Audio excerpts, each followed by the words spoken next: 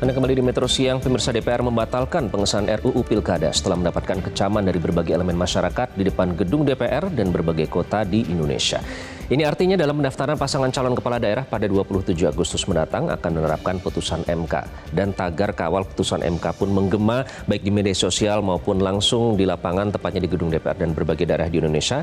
Jika Anda menjadi bagian dari itu, selamat Anda menjadi bagian dari penyelamat demokrasi atau penjaga demokrasi negeri ini. Nah pemirsa, setelah putusan MK ini, peta politik pencalonan kepala daerah pun berubah. Ini memungkinkan PDI Perjuangan atau gabungan parpol di luar Kimplas dan juga calon independen untuk maju, dan ini juga berarti di tiap pemilihan gubernur dengan syarat suara sesuai dengan putusan MK memungkinkan bongkar pasang pasangan calon atau bahkan muncul paslon baru. Kita akan lihat ya, ini adalah syarat calon kepala daerah pasca putusan MK.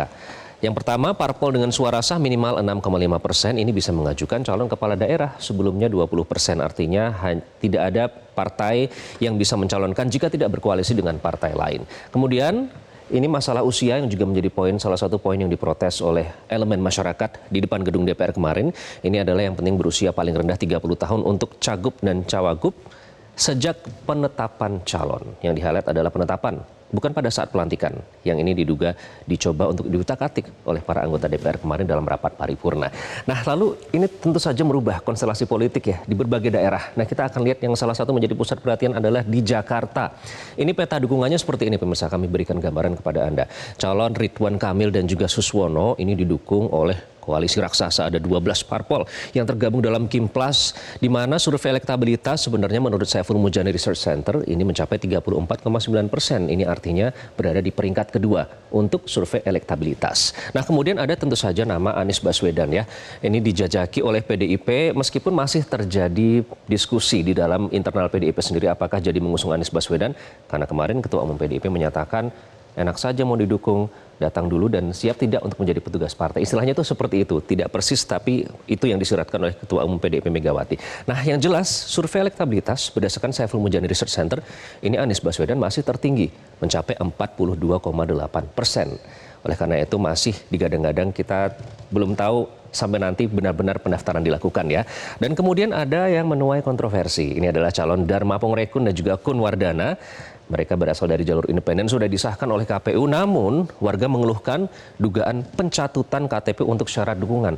Bukan hanya 1-2, tapi mencapai ratusan. Itu yang kemarin sempat menuai kontroversi. Itu di Jakarta pemirsa. Yang juga menarik dan panas adalah di Jawa Tengah. Kita ke Jawa Tengah sekarang. Peta dukungan pilkada di Jawa Tengah. Nah, Koalisi Indonesia Maju ini mengusung Ahmad Lutfi Taj Yassin dalam Pilgub Jawa Tengah. Yang menjadi perhatian adalah wakilnya, Taj Yassin. Sebelumnya siapa? Kaisang Pangarep, yang juga menjadi poin protes dari masyarakat yang kemarin berdemonstrasi. Akhirnya tidak jadi mengusung Kaisang karena putusan MK soal syarat umur terbentur di situ. Karena berusia 30 tahun pada saat penetapan.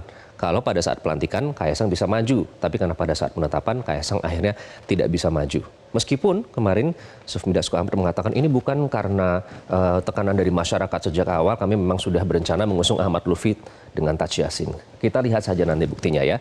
Nah kemudian nama lain yang juga masuk survei ini adalah Sudaryono, kemudian ada Bambang Wuryanto atau dikenal sebagai Bambang Pacul dan juga Diko Ganinduto. Yang kalau kita lihat billboardnya sudah beredar di beberapa daerah di Jawa Tengah. Namun ternyata tidak cukup kuat untuk menjadi calon yang diusung oleh Kimplas. Kemudian kita ke Banten pemirsa. Peta dukungannya seperti apa di Banten, Jawa Barat? Nah ini sudah ada calon yang didukung oleh Koalisi Indonesia Maju. Kimplas ini mencapai kesepakatan untuk mengusung Andra Soni dan juga Dimyati Natakusumah. Namun hingga saat ini baru 3 parpol yang menyerahkan dukungan secara resmi. Ini artinya masih mungkin terjadi perubahan dari parpol-parpol yang tergabung dalam Kimplas tersebut. Kita akan lihat nanti seperti apa, masih seru sepertinya. Nah kemudian hingga saat ini Golkar dan PDI Perjuangan belum memutuskan calon, namun diduga ada calon kuat yang akan diusung, yakni salah satunya nama Airin Rahmidiani. Kita akan lihat nanti akan seperti apa konstelasinya. Lalu kita akan ke wilayah selanjutnya. Terkait dengan peta dukungan pilkada, kita akan ke Sumatera Utara. Pemirsa, ini nama-nama yang kuat di Sumatera Utara. Yang pertama ada Bobi Nasution yang sejauh ini sudah didukung 8 parpol, di mana 8 parpol ini mencapai 73 kursi DPRD. Kemudian yang kedua ada Edi Rahmayadi, ini didukung oleh PDI Perjuangan dan mencapai 21 kursi DPRD. Sementara itu yang masih ditunggu adalah Hanura yang memiliki 5 kursi dan juga Perindo 1 kursi DPRD yang hingga saat ini belum tentukan dukungan. Namun kalau dilihat dari semuanya ini, kemungkinan besar memang hanya terdiri dari 2 calon. Nah selain itu mungkin yang tidak ada di sini adalah di Jawa Timur yang baru saja diberikan dukungan adalah Nasdem yang memberikan dukungan kepada bakal calon gubernur Khofifah Indar Parawansa. Kemudian kekhawatiran publik pun muncul meskipun putusan MK dijamin nanti akan digunakan pada saat penetapan calon, namun jangan-jangan ada upaya lain untuk mengakal-akali. Ternyata ada trust issue dari masyarakat. Ternyata sudah ada jaminan pemirsa dari Menkumham. Kita kutip ya, pernyataannya seperti ini.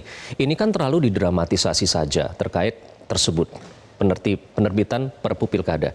Baru kali ini saya dengar dan sampai hari ini tidak ada upaya untuk menuju ke arah sana. Sudah dijamin oleh Menkumham.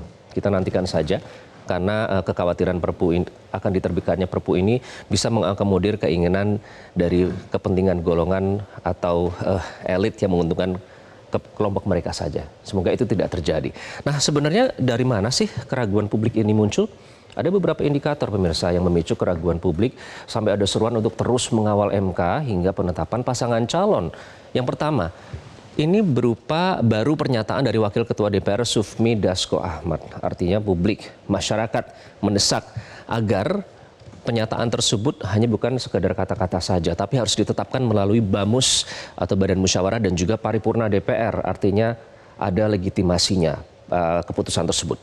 Kemudian yang kedua, ini waktu yang sangat mepet bagi KPU untuk berkonsultasi dengan DPR, lalu mengundang setelah itu, lalu mensosialisasikan PKPU ini kepada masyarakat dan juga pihak terkait.